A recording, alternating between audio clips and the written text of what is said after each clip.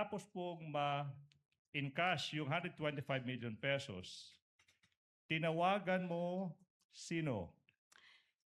CSO officer, Your Honor. Colonel La Lachica. Chica.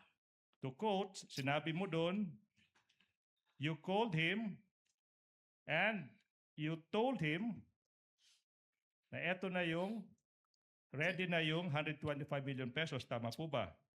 Sinabihan ko po siya, Your Honor, na na-encash ko na po ang cheque for the confidential funds. Yes, ma'am. Question. Ikaw yung special disbursing officer. Ikaw yung nag-prepare ng confidential, yung physical financial plan. Hindi mo masabi kung empleyado ba. Hindi mo masagot-sagot yung napakasimpleng tanong kung empleyado ba si Colonel Lachica. The question is,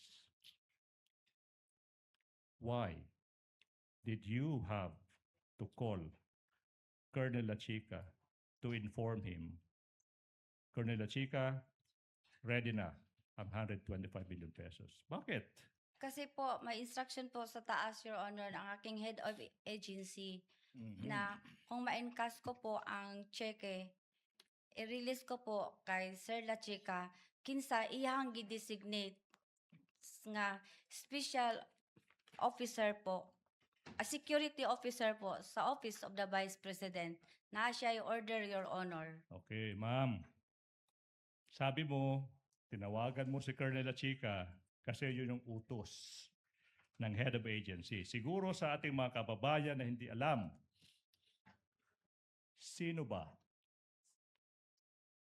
Sino ba ang head of agency na nag-utos sa'yo as the special disbursing officer na ibigay yung 125 million pesos in cold cash sa isang security officer, Colonel Raymond Dante Lachica?